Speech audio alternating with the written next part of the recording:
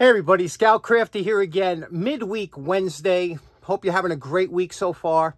For those of you just tuning in, last week I got a bad batch of poison ivy. They put me on prednisone, type of steroid, and it makes you very yappy, very talkative. So I realized that now. My buddy Nick chimed in and he says, yeah, that stuff will have you yapping like a schoolgirl. So I said, okay, you know what I'm going to do? I'm going to cut this real short because I got a lot of things I want to talk about. I'm not going to do it because I think it's the prednisone talking. What I'm going to do is I've had this urge to make a spin top for a long time. I want to get on the lathe. If you don't have a lathe, you watch this channel for a while, I guarantee you'll want one. It's just so much fun. There's so many things you could do. Let's do something fun. Usually I like to make tops during the winter time, around Christmas to give them away. But let's make one today. I just feel like getting on the lathe, doing something fun, and not chatting so much. Okay, let's get right to it. Okay, first up, this is a top that I made. So many of these, and I really enjoy this type. I bought a bunch of these wheels. These were wooden wheels. I got these, as you can see, woodworkingparts.com. And these were little vehicle wheels. I used to bring them down to the scouts and give each scout 4 wheels and tell them they had to make a car or a vehicle or something just to get them into the shop. These here, they're nicely made. It's a hardwood. They come with a small hole cut in here. Then I bought some 1/4-inch aluminum rod. You get this here, obviously, on eBay or whatever. And it's just a little bit, you can see this hole is a little bit shy of 1/4 inch. But we're going to have to drill that out so it's a press fit. Okay, and then also I have some old brass rod here that I like to use for the tip because aluminum isn't quite as strong. Brass a little bit stronger. And that's it. We'll cut this into 1 3/4 inch pieces, a couple of them, and I'll show you what kind of fun you could have making these on the lathe. Okay, now wood is not the ideal substance to make tops from because the density varies. Now, ideally, metal has it's more uniform density throughout the entire slug or whatever you're going to use. Even things like corian and other things have a very pretty uniform consistency. But you can see here, these are just 3, and you try and pick the ones when you got a whole bag. You'll see here the differences. Now, if you notice the grain structure here, you see the grain, the lines running up and down. You can see here, this is pretty even and left and right. But if you notice these two, they're a much tighter grain over here and lighter over here. So that means that this piece of wood will be heavier this way. So when it spins, it's going to, have a tendency to wobble. Again, we're not making precision tops here. We're making fun tops, but it's something to look for. If you want a top that's going to spin a long time, try and get uniform grain throughout the entire slug. Now, obviously, you can make the sections as long or as short as you would like. It's all up to you. It's your top. But I just got used to I like this dimensions, 1 3/4. And then you're going to take a little hair off here by cleaning it up on the lathe. You got to face both ends, and then we're going to just clean up the slug so that get some of that. It tends to oxidize when they're sitting for a while. You can see what it looked like before.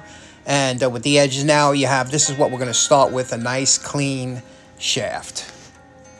Again, we want to press fit, so we're using a drill bit that will allow this shaft to be pressed in there tight. It's very important to press fit because we're using no glue when making this top, just press fit. We're going to make some 1/2 inch points from this 1/8 inch brass rod, and we're going to make the tip first, then we're going to cut it off, and we're going to do that about 4 times. We're going to need 4 tips for the tops we're making today. And again, we're going to go over it with the file, and just the tip of a top is very important. It's not pointy, it's not round. That's the part you're really going to tweak a lot. You can see what it looks like here. We chamfered the back end so that we could press it in, but you can see what the tips look like. Here we're just doing a preliminary shaping of the tip. We're going to pre-drill it. And then we're going to drill it with the drill bit that will allow a press fit for those points that we just made. It's all ready. This is all set up now. We got the tops ready. Now all we have to do is drill it to the exact press fit, which is a hair below 1/8 inch. And now we'll press fit these in using the vise. It's always easier to use the vise because you can get good control. You got to do this slow and press fit it in. And we're making it, it's a tight fit. You can pull this out. You have to leave enough that if you ever want to pull it out with a vice grip, you can. But that'll never come out on its own. If you should bugger up the tip at all a little bit, that's no problem. Just put it back in the lathe and go over it with the file. 1, 2, 3, you're done. Now, when you're going to knurl, there are two basic type of knurlers. There's the pressure knurler, like this, that fits into your post and presses against the work. And these two wheels, these knurling wheels, will create the knurl. This one is good for a larger stock because, you know, you could press it up against a larger stock, and it's also good for heavy duty big lathes, you know, because they're very rigid. But for my small lathe or other small lathes, this is called a scissor knurler. And what's nice about this is it puts the pressure between the two wheels. Your article goes in here, and this adjusts to the width of the article and will add pressure and create the knurls. The only problem with this, it's limited in how big this can go. But scissor knurlers for smaller items on small lathes is the way to go. Great investment. Now, these scissor knurlers are the best things in sliced bread. You just tighten them up, you run them back and forth a couple times with a little bit of lubricant, and 1, 2, 3, Bob's your uncle. Now, after that, you just take your cutting tool and you trim up the top and the bottom, and just to clean it up. And everybody's favorite, the dake. We don't need the dake. We could do this very easily with the prep, but if you got it, why not use it, right? Let's check it out. Here's the setup. You could see we have just a hole in a piece of wood here. This is like I said, a press fit, very important. Now we're going to just add a little bit of pressure. It won't take hardly anything to press this in. Like I said, you could do this with an arbor press very easily, but you know, we have the dake, we'll just press it in. Now, it's always a good idea as you're pressing it in to release it halfway through, and just in case it is going, it'll straighten itself out. But you see how easy, we're not even registering on the meter. Maybe a half a touch. Just now, you take a look at how far you want to push this through. You know, when you see we're just making it through here, but we want to see how far, and this is where you can have fun by having all different lengths and trying it out and see how it works. And the beauty of having everything press fit is you can always take it back out and readjust it. That's a tight fit. Believe it or not, that's a very tight fit. And you can see where we are there. And you can see, like, you know, you could test it out and see how it works. Or do I want to go a little bit further, which we do. That's the beauty, that's the fun of practicing and having, you know, making toys or whatnot. We'll bring it down a little bit further, see what it looks like. Okay, that looks nice, right? Now it's spinning on something that's not even, but you can see that, what fun this is. Here we go. This is our 4 tops that we made, and you can see here that we varied them, you know, just little variances. That's the fun of it, to make different, to see which one works better as far as the length goes. You can see here, this one has a longer length, and then you make mental notes. So when you make your next tops, you can tell which ones work better, you know. But, you know, they'll spin or whatever. But now comes the fun part, and that is putting a little bit of embellishment or decoration on here. And that's really a lot of fun. The Scouts used to love this part. Let me show you what we're going to do. Back to the lathe. Okay, this is always a lot of fun, you know, is to make the embellishments onto the top and personalize it. Now, what we're going to do is we're going to place this here into the jaws of the chuck here. And then what we're going to do is taking the markers, we're just going to press here and make stripes along there. And it's just a lot of fun. And don't go crazy. Sometimes you have, you know, sometimes a little does a lot, you know, in this case. So don't glob it on, but just a little marking and you'll see it. It adds a lot of fun to it.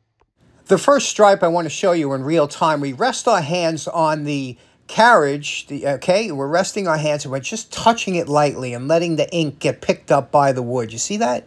And this is actual time, how long it takes to put those stripes at 1, 2, 3. And then you just fill in the rest of the colors as you would like. Now we'll speed it up and enjoy the ride.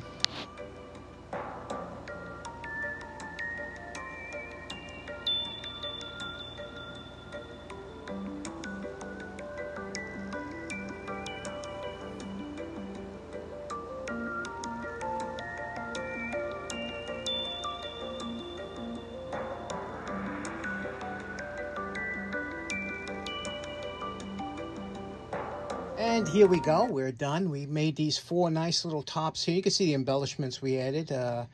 And what you want to do now, I did this with marker. So if you want to do anything over that, you can let that dry for 24 hours and put a light clear coat over. But you got to be careful. Some of the clear coat has alcohol or something that could make the marker bleed. So you let it dry good. And if you want to have fun with it, get yourself an old dish and level it out somewhere and then try them out, because they all have their own personality.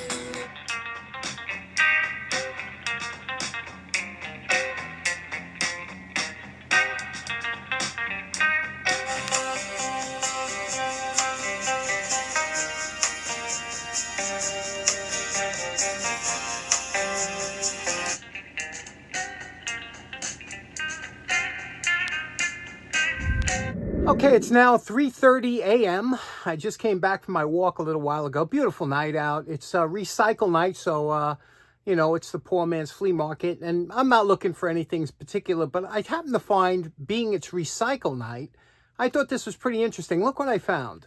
Okay, I found this little plastic garbage truck. It's a recycle truck, which comes today. Our trucks don't look anything like that here in the city, but interesting enough, and it's, you know, seen worse for wear. But what I found interesting, and the reason I picked it up, is because it had those old type friction drives. You remember when we were kids, this was like the coolest thing ever, that the friction drive,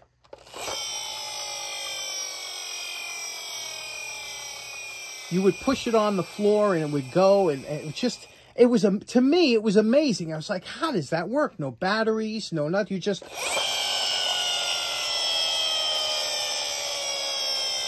listen to the torque and the drive. That's just, I'm still amazed by that.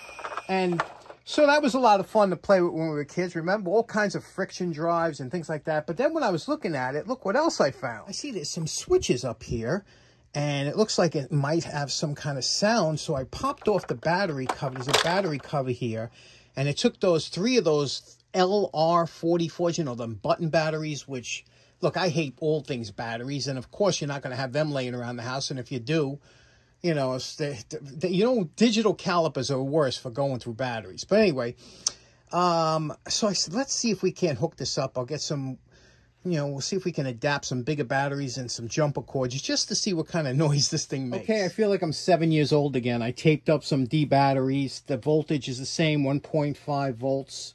We have some probes on here, some wires, so we're going to touch here to both sides, okay? And then we'll hopefully fire this up and see what it sounds like. First button here. Okay, you hear that diesel purring? Boy, that sounds good, huh? Let's see, second button. Okay, we got a horn.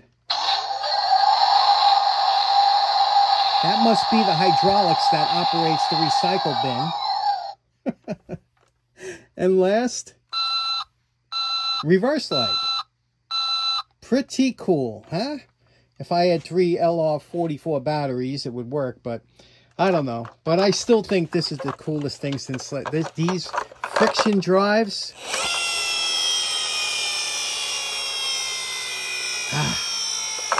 Independent suspension. I'm a kid at heart. What can I say? I love this stuff. Okay, so in closing, I gotta say, I've always been a sucker for lights on toy cars and things like that. I just, even growing up, the Hess trucks, the early Hess trucks had the lights, and the slot cars that I used to race had lights, and anything that had lights on it just put me over the top. So and that friction drive, that's just, to me, it's still amazing how that thing works. It works so great. Anyway, it's nice to see that 55 years later, I'm still excited by the same things I was when I was 5. I hope you have a great rest of the week. Thanks so much for tuning in. Take care now. Bye-bye.